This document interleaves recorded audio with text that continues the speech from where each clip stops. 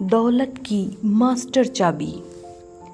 पूरा संसार और इसके सारे खजाने, समुद्र, हवा और पृथ्वी यहाँ थे जब आप पैदा हुए थे। अपने आसपास की अनकही और अनखोजी अमीरी के बारे में सोचें, जो इसे अस्तित्व में लाने के लिए मौजूद प्रज्ञा का इंतजार कर रही है। दौलत को हवा की तरह देखें जिसमें आप सांस लेते हैं, या मानसिक नज़रिया अपनाएं। इमर्सन ने इसे सार रूप में व्यक्त किया था जब एक महिला ने उनसे दौलतमंद बनने का तरीका पूछा था। वे उस महिला को समुद्र तक ले गए और बोले, निगाह डालकर बताएं कि आपको क्या दिखता है। महिला ने कहा, ओह, बहुत सारा पानी है ना? उन्होंने कहा, दौलत को भी इसी तरह देखें और यह आपके पास हमेशा रहेगी। यह एहसास कर लें कि दौलत किसी ज्वार की तरह हमेशा आती जाती रहती है। एक सेल्स मैनेजर ने मुझे बताया कि उसके एक सहयोगी ने कंपनी के विस्तार का एक विचार $1 मिलियन में बेचा था। आपके पास भी भारी दौलत वाला कोई विचार हो सकता है।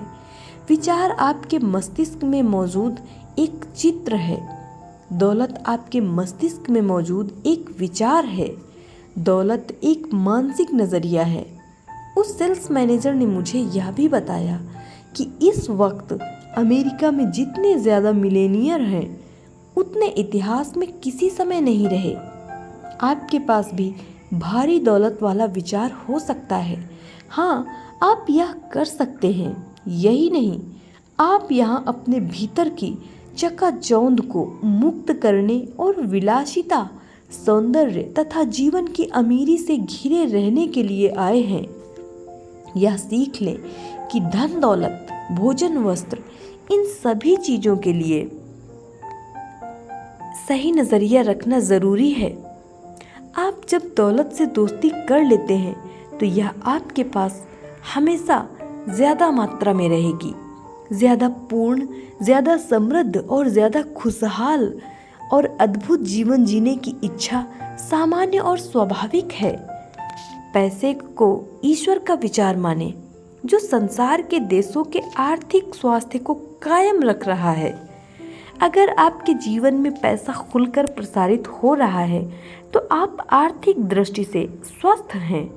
उसी तरह जिस तरह जब आपका रक्त खुलकर प्रसारित हो रहा है तो आप संकुलन से मुक्त हैं। इसी समय पैसे के सच्चे महत्व को देखना शुरू करें। इसी समय विनिमय के प्रतीक के रूप में जीवन के इसकी भूमिका को देखना शुरू करें। बस यही है। प्राचीन काल से अब तक इसके कई रूप बदले हैं। आपके लिए पैसे का महत्व अभाव से स्वतंत्रता होना चाहिए। इसका मतलब सौंदर्य, विलासिता, प्रचुरता, सुरक्षा का एहसास और परिष्कार होना है। आप इसके हकदार हैं।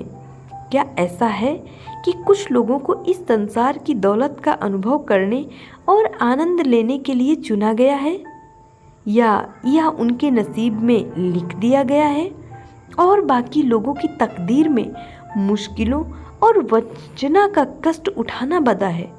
दरअसल ऐसा कतई नहीं है। यह हमारे अंदर की सृजनात्मक शक्ति और उपस्थिति का स्पष्ट कथन है।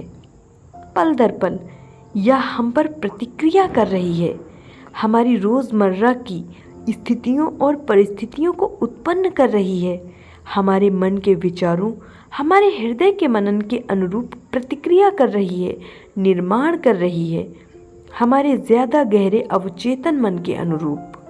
जो लोग जीवन की सच्ची प्रचुरता और समृद्धि का आनंद लेते हैं, वे वही हैं जो मन और विचार की सृजनात्मक शक्ति के बारे में जागरूक हैं। सच्ची समृद्धि ईमानदारी का लाभ है। वे इसके महत्व तथा प्रभाव को जानते हैं।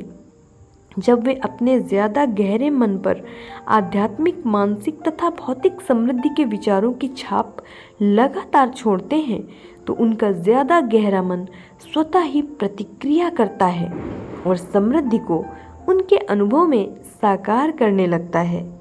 यह जीवन का महान और सर्वव्यापी नियम है जो हर व्यक्ति में सक्रिय और प्रभावी है। यह हमेशा सच रहा है और रहेगा। हमारे गहरे दिली विश्वास और चुने हुए विकल्प हमारी जागरूकता और समझ अनुभवों, घटनाओं और परिस्थितियों के रूप में प्रकट होते हैं। वे संसार में प्रकट होने वाले अनुभव बन जाते हैं जो हमारे विचारों की प्रकृति के अनुरूप चलते हैं।